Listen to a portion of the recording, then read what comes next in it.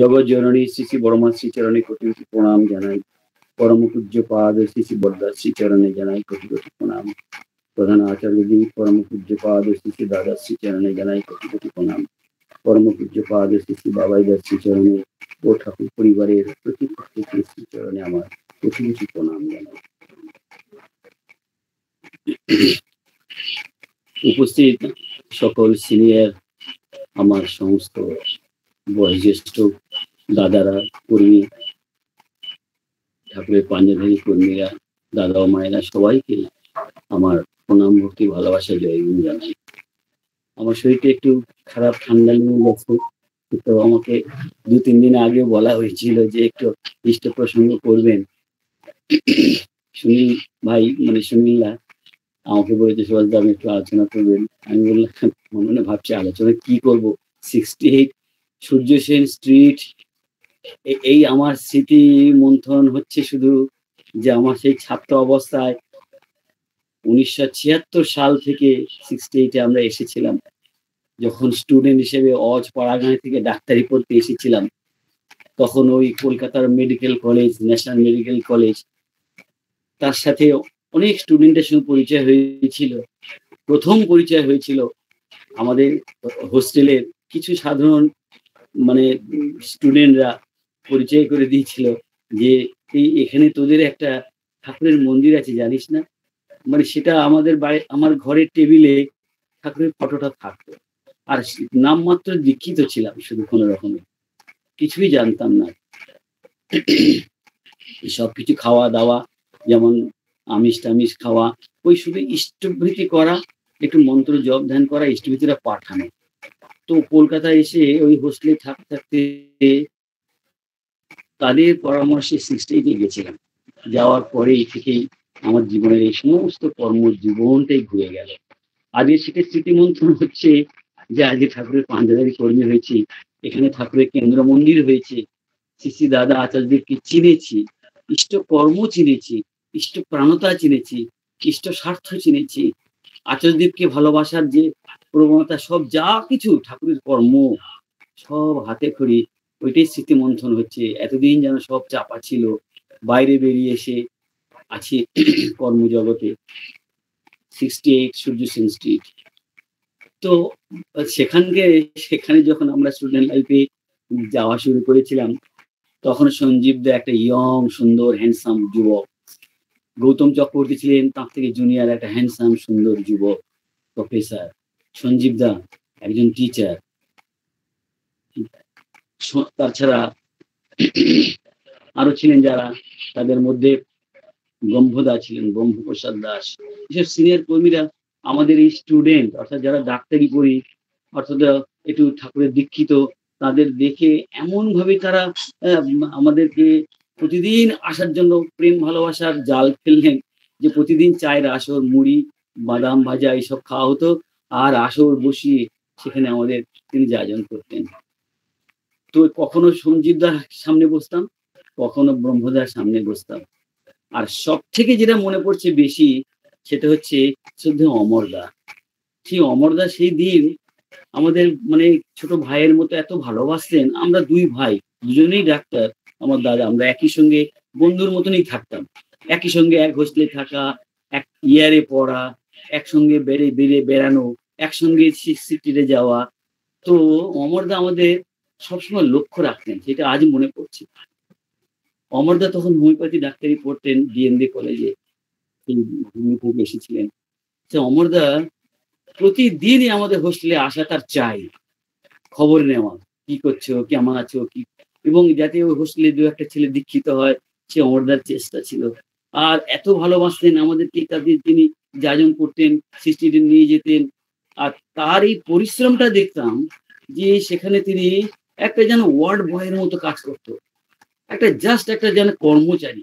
আমি মনে ভাবতাম অমরদাকে কি খাটায়, এই চান, এই মুখ কর, এই চুল, এই জুড়ে যা, এই মুখ কয়লা নেই, এই মুখ নেই, মুখ নেই, এই বেঘরে পাঠাতে হবে, এই জিনিসটা পাঠাতে হবে, এটা কিনে আনতে হবে। সদা সর্বদা শুধু অমরদাকে দেখতাম বকাবকি খাওয়া ছাড়া তাকে তার কোনো সম্মান ওখানে কেউ দিত না, সিনিয়র সবাই। সেই অমরদা আজকে যে পজিশনে আছে, এই যে আমার এইটা শুধু নিজের মধ্যে আত্মসমালোচনা হচ্ছে যে শ্রদ্ধেয় অমরদা সেদিনকেই আমাদের ভালোবাসতেন, আর শুধু অনেক স্মৃতি তার মধ্যে গল্প আছে, সেসব বলে শেষ হবে না। কত ঘটনা, কত কিছু। তো সেই অমরদার এই পরিশ্রম, নিষ্ঠপ্রাণতা, ঘর ছেড়ে চলে আসা, সৃষ্টিকে পড়ে থাকা, একটা জাস্ট সার্ভেন্টের মতো কাজ করা, আমাদের তো একটা সম্মান ছিল। আমরা স্টুডেন্ট ছিলাম, ডাক্তারি পড়ছি, আমাদেরকে ওখানে নিয়ে এই চা খাওয়া, এই বসা, অমুক করো, তমুক করো, এই তোমরা খেয়ে যাবে। কিন্তু তাকে দেখতাম শুধু সেবা দিতে আর দে ঘরে ছুটতে, দে ঘরে ছুটতে। এই যে আমার আজকেই মনে হচ্ছে বিবেকে, যে যারা এমনি করে ডেডিকেটেড হয়েছে, সারা জীবনে কিছুই করলো না নিজের জন্য। আমরা ডাক্তারি পড়ে পড়ে কি শিখলাম? আমার আজকে মনে হচ্ছে আমরা যদি তাও 68 সূর্য স্ট্রিট না যেতাম, তাহলে একটা কি বলবো আত্মকেন্দ্রিক ডাক্তার হতাম। যে কি করে আরো বেশি ইনকাম করা যায়, কি করে 4টে চেম্বার করা যায়, কি করে একটা নার্সিং হোম করা যায়, এইসব করতাম। সবাই যা করছে শুধু পয়সা ইনকাম। কিন্তু ওই ঘাঁটিতে গিয়ে সেদিন মগজ আমাদেরকে কেমন করে যেন এই যে ঠাকুরের জগতে ঢুকে যাওয়া, ঠাকুরের প্রেমের জগতে ঢুকে যাওয়া, ঠাকুরের ভালোবাসার জগতে ঢুকে যাওয়া, ঠাকুরকে ভালোবাসার যে হৃদয়ের দরজাটা খোলা, সেখান থেকে শুরু হয়েছে। তো আজকে অমরদা যে পজিশনে আছেন, আচার্যদেবকে ভালোবাসতে বাসতে বাঁচতে বাঁচতে, আচার্যদেবকে খুশি করতে করতে, ইষ্টকর্ম করতে করতে, নিজের দিকে না চাইয়ে চেয়ে, ঠিক সেই সঞ্জীবদার কথা বলে তো শেষ করা যাবে না। মানে আমি শুধু এই যেন বলছি যে আমি ভক্তদের অনুসরণ করতাম। এই ভক্ত যারা ঠাকুরকে ভালোবাসে তাদের অনুসরণ করতাম, ভালো লাগতো। আচ্ছা, তিনি একজন চাকরি ছেড়ে দিলেন, সঞ্জীবদা চাকরি ছেড়ে দিলেন। সেই যে আশুদা ছিলেন ওখানে, আশুতোষ জোয়ারদা, যারা সঞ্জীবদা, অমরদা, এদের এদের ঋত্বিক এবং এদেরকে পরিচালনায় এই 68 মন্দির উদ্বোধন, 68 মন্দির বাড়ি কেনা, এই 68টা স্ট্রিটের বাড়ি শ্রী শ্রী ঠাকুর আশুতোষ জোয়ারদারদা দিয়ে যে করিয়েছেন, এইসব গল্প ওদের কাছে যখন সৎসঙ্গ হতো শুনতাম, আর হা হা করে ভাবতাম এই মানুষগুলি নিজেদের জন্য কিছুই করলো না। এই যে ব্রহ্মদা চাকরিও ছেড়ে দিয়েছিলেন, তিনি নাকি একজন বিডিও সাহেব ছিলেন। সঞ্জীব দা ফিজিক্স অনার্স নিয়ে পাশ করে ভালো স্কুলের চাকরি করেন, চাকরি ছেড়ে দিলেন ঠাকুরের জন্য। এইসব ভাবতে ভাবতে মনে কি মানুষ, এদের হৃদয়ে ঠাকুরের জন্য কত প্রেম, কত ভালোবাসা। শুধু অমরদা সেখান থেকেই লেগে আছেন ওখানেই, শুধু কি করে মানুষ তৈরি করবেন, কি করে সবাইকে ইষ্টপ্রাণতা করবেন, সবাইকে ঢুকিয়ে ঢুকিয়ে নেওয়া। আমার সঙ্গ অমরদা এখনো ছাড়েননি। কি করছি কি না করছি, আমার কোথায় ভুল হচ্ছে, এই ঠাকুরের কেন্দ্র মন্দির করা থেকে আরম্ভ করে সব সময় পিছনে লেগে আছেন। আর আমি তাদেরকে টিচার বলেই মনে মনে করি। সঞ্জীবদা তো বটেই, শুধু অমরদাকেও তাই। যে তিনি যেটা বলেন, আমি মনে হয় যেন আমার কোনো শিক্ষক আমাকে কোনো উপদেশ দিচ্ছেন, এটা আমার করতেই হবে। উনি অনেক ঊর্ধ্বে, অনেক বেশি মানে নিজেকে স্যাক্রিফাইস যে করেছেন ওনারা, এই স্যাক্রিফাইস জীবনটা আমার যে সামান্যতম যেটা মনে হয়েছে যে আমি কেন পারলাম না, আমি কেন এত বড় ডাক্তারি চাকরি ঢুকে গেলাম, আমি কেন বিবাহ করে সংসার করতে গেলাম, তার যে ফল পেতে হয়নি তা না, কিন্তু কিছুটা যে শিক্ষা হয়েছে যে ইষ্ট ছাড়া আর কেউ নাই জীবনে। আমাদের মনুষ্য জীবন যেটা শুনি, যে ঠাকুরের বাণী পড়ি, তার যে অর্থটা, যে তোমার জীবনের তোমার ইষ্টকে, তোমার গুরু ছাড়া, তোমার প্রিয় পরম ছাড়া আর কেহ তোমার আপন নয়। যা কিছু সব মায়া, মমতা এবং সমস্ত বৃত্তি প্রবৃত্তির টানে আমরা কলুর ঘানিতে ঘাটছি। এই যে ফিলিংসটা, এই ইষ্ট প্রাণতা বা ঠাকুরের প্রতি ভক্তি ভালোবাসার অনেক ক্যাটাগরি আছে। এই যে ক্যাটাগরির মানুষগুলো যদি না থাকতো, তাহলে আজকে এই জগতে এত ঠাকুরের প্রতিষ্ঠা হতো না। যারা নিজেদের জন্য কিছু করেনি, নিজেদের কথা পিছনে ভাবেনি, নিজেদের আত্মপ্রতিষ্ঠা, নিজেদের নাম যশ, এমনকি নিজেদের ক্যারিয়ার সৃষ্টি করার জন্য যে মানুষ ভাবছে আমি লন্ডনে যাব, আমি পিএইচডি করব, আমি ডক্টরেট হব, এটাও ভাবেনি। তিনি যেটা বলেছেন, আচার্য শ্রী বরদা তখন ছিলেন, তিনি যাকে যাকে যা যা বলেছেন, এই ব্রহ্মদা বলেন, সঞ্জীবদা বলেন, অমরদা বলেন, শুধু সেইটুকু পরিপূর্ণ করার জন্যই তাদের শুধু আকুলতা ব্যাকুলতা ছিল। কি করে প্রেমটা ওদের এসেছিল, সেই ফলো করতে করতেই সামান্য কিঞ্চিত যে ইষ্টপ্রাণতা এখন আছে তাই দিয়ে খাচ্ছি করে। ভাবছি যে মানুষ এত শ্রদ্ধা করে, মানুষ প্রণাম করতে আসে, মাথা নিচু করে, আমি ভাবছি তো এই যোগ্যতা তো আমার নেই। তাহলে এই যে ঠাকুরের প্রতি ভালোবাসি বলে আজকে ঠাকুরের পাঞ্জাবি কর্মী হয়েছে বলে কত মানুষ ষষ্ঠাঙ্গে প্রণাম করতে আসে, সঙ্গে সঙ্গে বাধা দিয়ে না না কি করছেন, তো ইষ্টপ্রাণতা যে আমাদের কোথায় নিয়ে যেতে পারে একটা মানুষকে, সে যদি এই উদাহরণস্বরূপ এই ইষ্টপ্রাণ ব্যক্তিগুলোকে যদি তাদের সঙ্গে না আসতাম, এই সঙ্গটা না পেতাম, তাহলে আমার জীবনে কখনো এই সুদিন, এই সুদিনটা আসতো না, এই সুখের দিন, এই আনন্দের দিন। এইগুলোই আজ স্মৃতি মন্থন হচ্ছে। দেঘরে যাওয়া, সেই দেঘরে সঞ্জীবদা ছাড়া আমরা আর কোথাও যেতাম না।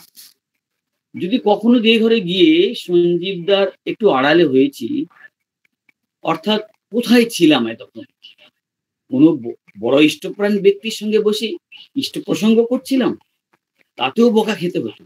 কোনো কোথাও গিয়ে আনন্দ ফুর্তি করতে বেড়াতে গিয়েছিলাম, কোথাও বসে আমি কাউকে যাজন করছিলাম, সঞ্জীব দাস সবসময় আমাকে গাইড করতেন, সবসময় বলতেন, এখানে দাদা বসেছে, এখানে কত প্রসঙ্গ হচ্ছে, তুমি কোথায় ঘুরে ঘুরে বেড়াচ্ছ তোমরা।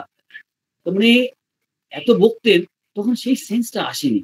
তখন মনে মনে হতো একটু দর্শন করলাম, একটু প্রণাম করলাম, কত ভালো ভালো জ্ঞানী গুণী ব্যক্তি আছে, সবার সঙ্গ করি। কিন্তু এই নলেজ ছিল না যে আচার্যদেবকে, শ্রী শ্রী দাদার কাছে, পরম পূজ্যবাদ শ্রী শ্রী বর্দার ঘরে যাওয়া, থাকা, বসা, প্রার্থনা করা, এই সবগুলো তিনি এমন যেন একটা ছোট্ট ভাইয়ের মতো আমাকে করাবেনি। এর জন্য আমি সঞ্জীব দাকে দেখেছি অনেক কি বলবো লাঞ্ছনা গঞ্জনা খেতে হয়েছে। আমাদের মতো সাধারণ একটা মানুষ, একটা সাধারণ একটা ছেলে ডাক্তার সঞ্জীব দাকে যেতাম, এত ভালোবাসতেন যে এরা এরা সব সঞ্জীবদের ঘরে এসে এখানে একটা গোল্ড মাল পাকায়, এখানে এসে খায়, এখানে বসে আড্ডা মারে, এখানে গল্প করে, এখানে ভিড় করে, এখানে বাবার কষ্ট হয়, এমন বহু কথা শুনতে হয়েছে। সব ঝামেলা সঞ্জীব দা নিতেন, অমর দাও নিতেন। এবং এই যে তারা আমাদের জন্য, আমার জন্য বা আমরা দুই ভাই আর দুটো পরিবার এখন হয়ে গেছি, অনেক বয়স হয়ে গেছে। সে 1976 সাল থেকে 76, 77, 79, 82 সাল ডাক্তারি পাস করেছি, তখন সিসি বর্দা আছেন। এইসব স্মৃতি মন্থন হচ্ছে বলে দু একটা কথা বলছি।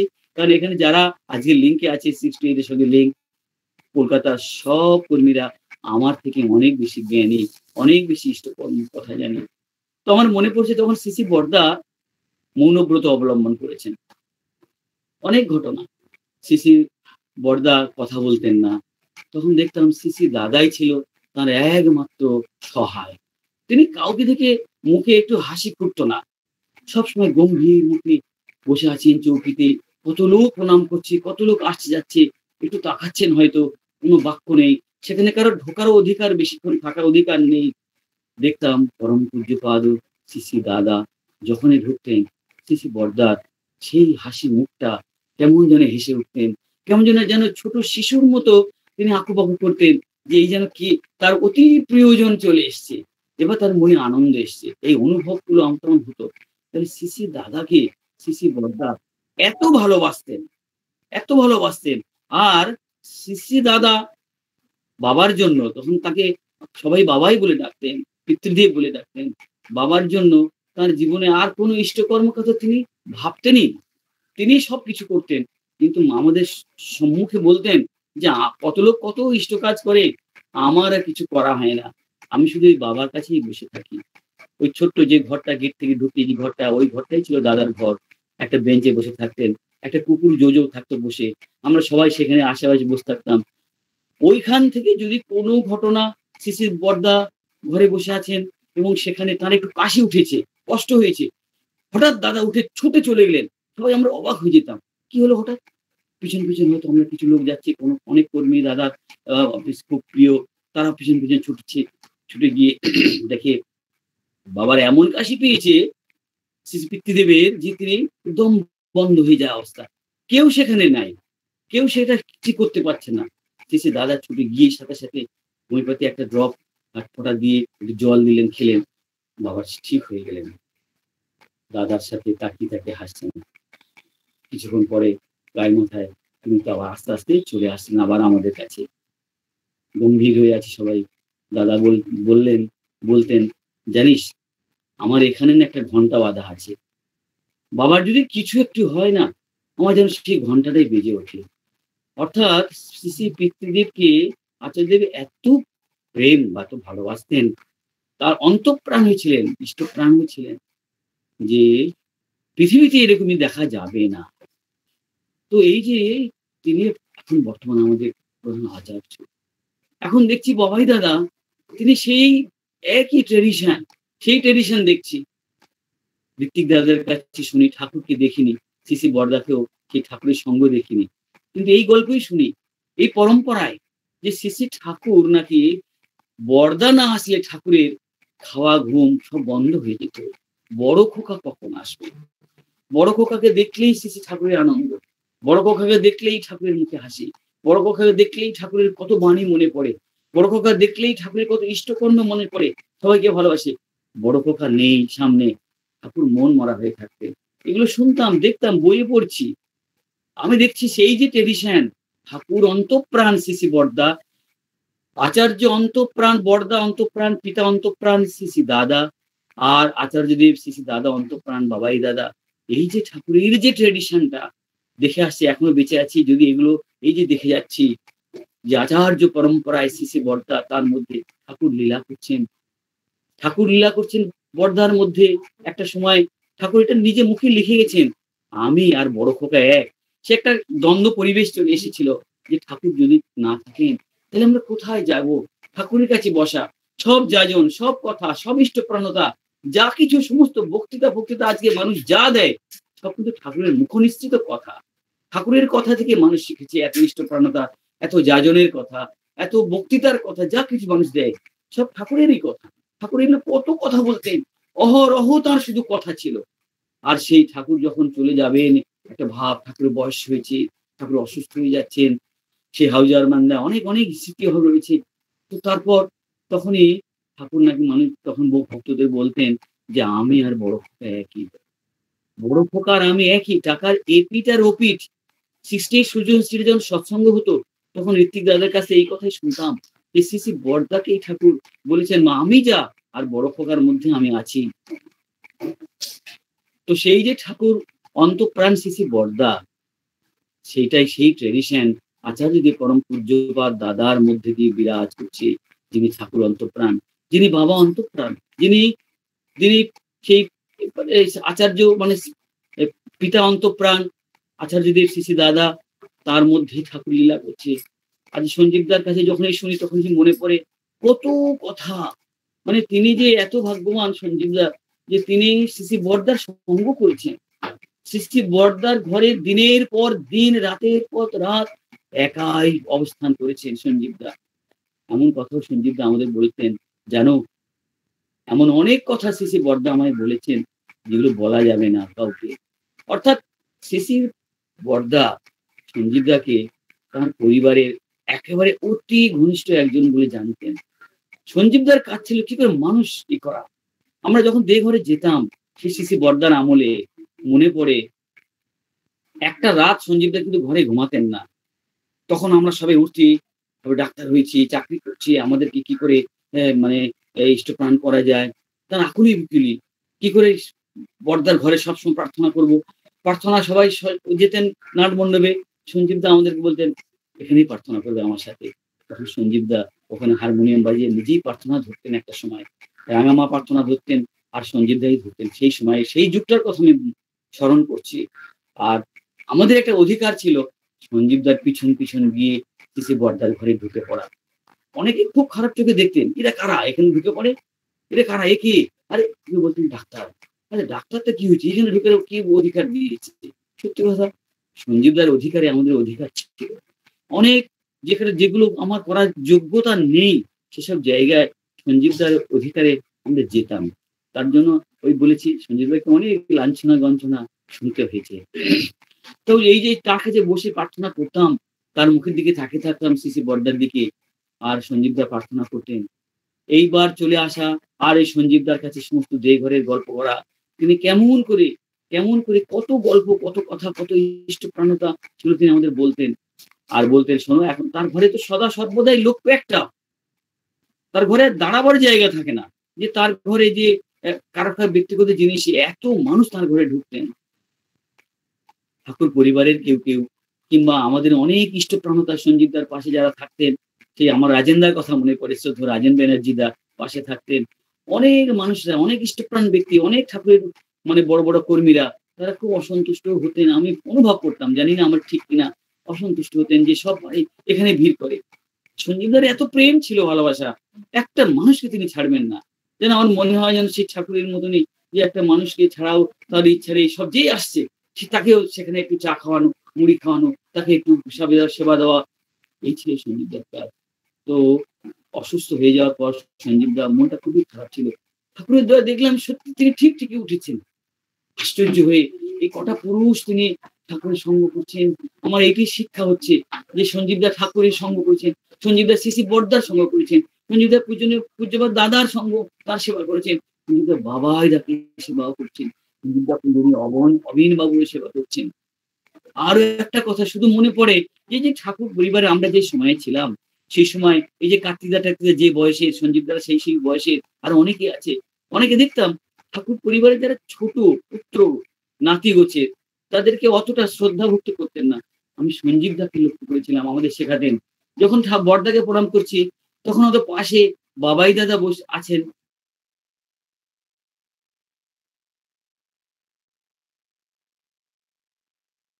মাছ মাংস খাই, ডাক্তারি পড়তে এসছি, কত দেমাক। তখন ডাক্তারি চান্স পাওয়া খুব দুর্লভ ছিল। আজ থেকে সে 1976 সালের কথা বলছি। সবে এমবিবিএস স্টুডেন্ট, তবে জয়েন্ট এন্ট্রান্স পরীক্ষা শুরু হয়েছে। সেই এন্ট্রান্স পরীক্ষা দিয়ে কত কম ছেলে ডাক্তারি চান্স পায়, আমরা পেয়েছি। বিরাট গরিব লোকের ছেলে হলেও গ্রাম থেকে এসেছি, বাবা কষ্ট করে টাকা পয়সা পাঠায়।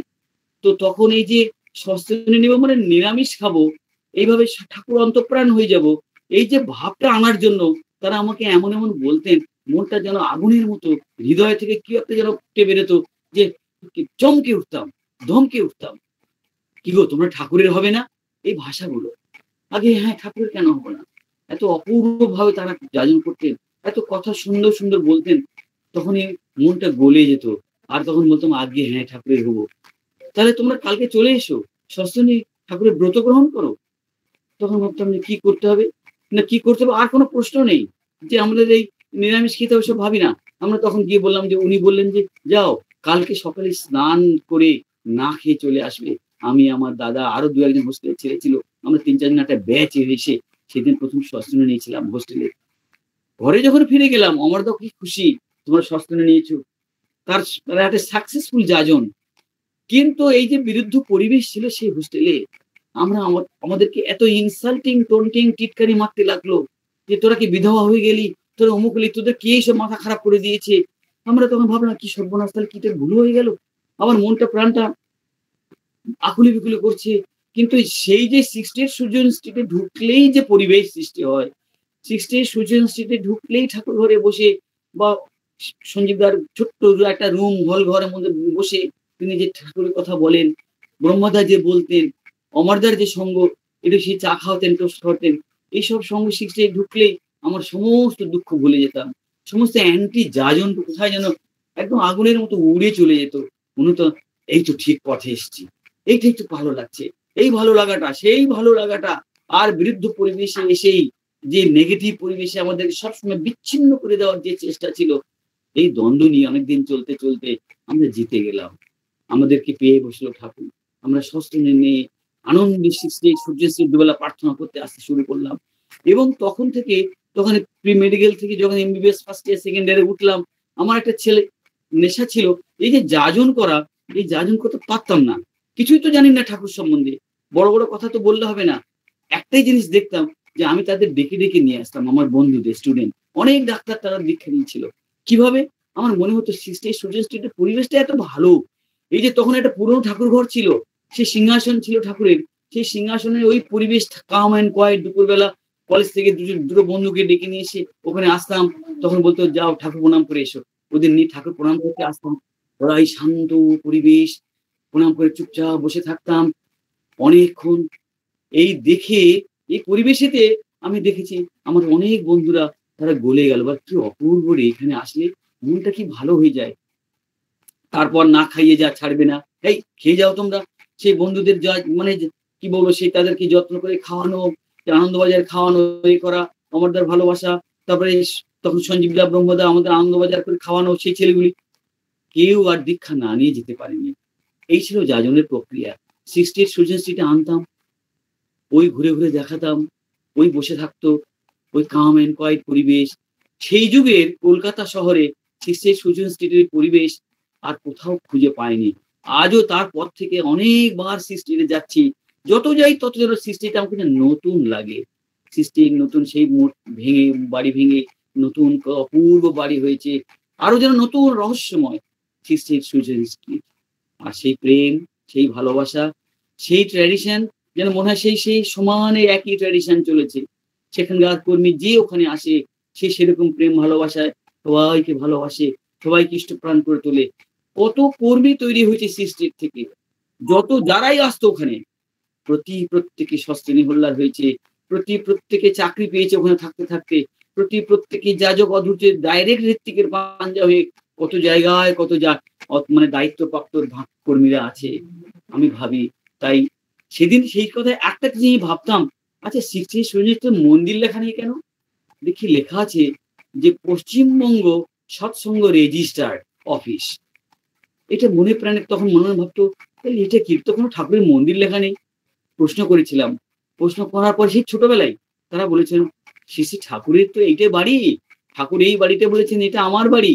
এখানে আমার ঠাকুরের কাজ হবে। তিনি এটা পশ্চিমবঙ্গের রেজিস্টার অফিস, এখানেই সৎসঙ্গ রেজিস্টার হয়। তখন থেকে আমার ধারণা হলো তাহলে পশ্চিমবঙ্গের রেজিস্টার অফিস হচ্ছে 68 সুটেন স্ট্রিট। এবং সেখানে জায়গা থাকতো না। সামান্য একটা ছোট্ট জায়গার মধ্যে ব্রহ্মদাস সঞ্জীব রায় মিলে শ্রী দাদার একটা ছোট্ট ঘর করেছিলেন। তিনি কষ্ট করে আসলে হলেও ওই ঘরে তিনি এসে বসতেন, শুতেন। আর সবাই আমরা লাইন দিয়ে প্রণাম করতাম। আজ মনে হচ্ছে ওইটুকু ঘরে দম বন্ধ হয়ে যাওয়া, লোকের সামনে বসে বসে প্রণাম করা লাইন 2 ঘন্টা সব সহ্য করতেন। কেন? না, এটা হলো শ্রী ঠাকুরের জায়গা। ঠাকুর নিজে পয়সা দিয়ে তিনি কিনেছেন, সেই আশুদাকে দিয়ে। সেই জায়গাতে শ্রী বড়দা যখন এসেছিলেন, সেই দিনটাও মনে পড়ছে। সেই দিনটা শ্রী বড়দা 3 রাত্রে ছিলেন। তখন আমরা স্টুডেন্ট যে গেছিলাম, সেই 3 দিন শ্রী বড়দা ওখানে ছিলেন। কি আনন্দের সেই দিন। নহবত বেজে সেই যখন উৎসব মতো হয়েছিল শ্রী বড়দা 3 রাত্রি যাপন 68-এ সূর্যসেন স্ট্রিটে। তো এই যে পবিত্র ঠাকুরের জায়গাটা 68 সূর্যসেন স্ট্রিট, আজ বাবাইদা লক্ষ্য করে তাকে কি সুন্দর করে তুলেছেন। কত বাড়ি কেনা হয়েছে, কত লোকের সেবা। আমার বলার শেষ নাই যে 68 সূর্যসেন স্ট্রিট শুধু ঠাকুরের মন্দির নয়, জনসেবার জন্য সেখানে তিনি স্বাস্থ্য কেন্দ্রে করে সেখানে বাড়ি কিনে সারা ভারতবর্ষময় লোক এখানে এসে কলকাতায় দেখাতে আসলে ওখানে থাকেন। দায়িত্ব সব অমরদার এবং তার সাংগঠনিক অনেক ঋত্বিক দাদারও আছেন। কি করে তাদের প্রত্যেকে মেডিকেল কলেজে দেখানো যায়? কেউ কিছু চেনে না, হঠাৎ চলে আসলো। অমরদার ফোন করে পূজ্যপাদ দাদা বলে দিলেন, যা সিস্টেম চলে যা। অমরদাকে বলে দিয়েছি। আসলো, থাকার জায়গা, সেই ঘর নেই। কত কষ্ট করে তখন সিস্টের ওই বাড়ি থাকতেন। তারপরে পূজনীয় বাবাই দাদা কত বাড়ি কিনে দিলেন। সেগুলোকে 68 সুজেন স্ট্রিটের যে মানুষের ডাক্তারি সেবার জন্য দাদা কত করলেন। আর একইভাবে ডাক্তার অমরদা হিসেবে তিনি বিখ্যাত হয়ে রয়েছেন ওখানে। এবং তিনি কত ডাক্তারের সঙ্গে তার পরামর্শ। আমি একজন ডাক্তার হয়েও অমরদার কাছে কত পরামর্শ নেই। অমরদা কাকে দেখানো যায়, কি সব তার কাছে নখদর্পণে আছে। এই হলো আশীর্বাদ, শ্রী বড়দার, শ্রী দাদার আশীর্বাদ। এমনই মানুষ হওয়া দরকার যাতে সব মানুষের কাজে লাগে। এবার যে এই যে বাবাইদার যে অনেক কথা যায় ছড়াচ্ছে যে উপযোজনা কেন্দ্রে এরকমই থাকবে, যেখানে ডাক্তারদের নামের লিস্ট থাকবে, যেখানে মানুষ উকিলদের লিস্ট থাকবে, যেখানে মানুষ সেবা পাবে। ছোট্ট উপযোজনা কেন্দ্র হলেও সেখানে প্রতি সেই গ্রামের সেই মানুষরা সেখানে শুধু ইষ্টভূতি কেন্দ্র নয়, ইষ্টভূতি কেন্দ্রের সঙ্গে সেই উপযোজনা কেন্দ্রের সেই লোকটি তার এত সেবা দেওয়া থাকবে।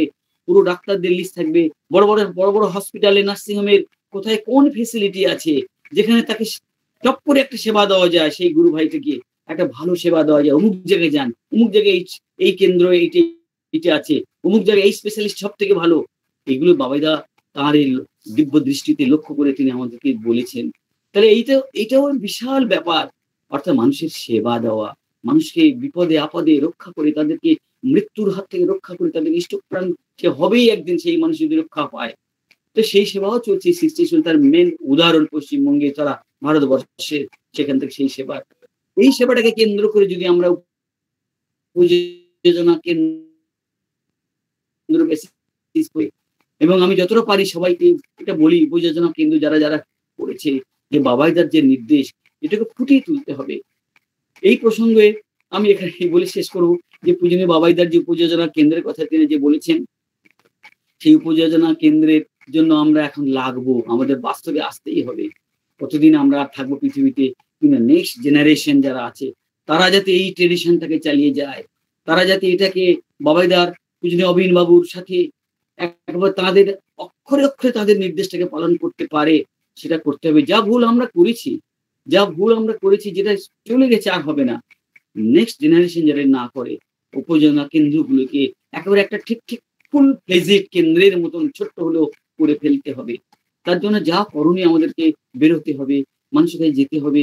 কাটিয়ে উঠেছি আমরা দুর্দিন, তারপর দুর্দিনের কথা বলতে গেলে আবার সেই মনে পড়ে যে বাবাইদার এই যে নির্দেশ, এই যে বলেছেন যে আমরা যে অনলাইনে যে সৎসঙ্গ করছি, এই অনলাইনে সৎসঙ্গ করে সব মানুষের কিন্তু সমস্ত এই দুর্দশা কেটে গেছে, অনেক কর্মীর তাদের যে হতাশা কেটে গেছে। এই হতাশা কাটার যে একটা তিনি আশ্বাস দিয়েছিলেন যেটা হতাশা কাটবে, সত্যি তাই। আমি কোথাও বিশ্বাস করিনি যে এই অনলাইন সৎসঙ্গ এটা কি লাভ হচ্ছে, এখানে কেউ কাউকে এক জায়গায় বসে হাততালি দিয়ে কীর্তন করতে পারছি না, কিন্তু এর বাস্তবটা যে এত গভীর তত্ত্ব, এর বাস্তবে যে মানুষকে এতটা অ্যাক্টিভ করে দিতে পারে, সেটা কিন্তু আমি এই বাবাইদারের সৎসঙ্গ ঢুকে বুঝতে পারলাম। তাই প্রতিটি কথা বাবাই দাদার এবং অবিন বাবুর সেই কথাগুলো আমাদের অক্ষরে অক্ষরে পালন করতে হবে। এবং আমি জানি আমাদের এই পশ্চিমবঙ্গ তথা সারা ভারতবর্ষে যে সেন্টার স্ট্রিট যেখানে এখনো কর্মীরা এবং শুধু ঠাকুরমুখী হয়ে আছে, নিজেদের আত্মত্যাগ করে, নিজেদের স্বার্থ না করে, না দেখে, নিজেদের উজাড় করে ইষ্টপ্রাণতা, ঠাকুর কেমন ইষ্টপ্রাণ হয়, মানুষ সাধু হয়, সন্ন্যাসী হয়, গৃহত্যাগ করে, কত কিছু করেছি, ইতিহাসে প্রচুর আছে। কিন্তু সৎসঙ্গের 60 ধুতি পাঞ্জাবি পরা যারা কিছুই করেন নেননি, দেখে সংসারী মনে হয়, তাদের যে ইষ্টপ্রাণতা আর সব যে ত্যাগ, আর ইষ্টের জন্য যে সব ত্যাগ, আত্মত্যাগ, এর কোনো তুলনা করা যায় না। এর কোনো মানে বলা যাবে না যে তাদের আশীর্বাদ করা যাবে না, এত বেশি ঠাকুর তাদের দেবেন। আর আমরা ফলো করবো শুধু। আমার শুধু এই হাত জোড়ো করে বলা যে আমি যতদিন আছি জানি এটা অনুসরণ করতে পারি, আর এটা সবাইকে ছড়িয়ে দিতে পারি। আজকে ইষ্টপ্রাণতা প্রতিদিন মানুষের মধ্যে দিয়ে ইষ্ট কর্ম করা। অনেক সময় নিয়ে ফেললাম। আমি পরমপিতা রাতুল চরণে প্রত্যেকে ইষ্টচ্ছল জীবন কামনা করি। সৃষ্টির প্রতি, কর্মীর প্রতি আমার শ্রদ্ধা, ভালোবাসা, ভক্তি জানিয়ে জয় গুরু জানিয়ে শেষ করলাম। জয় গুরু বন্ধু।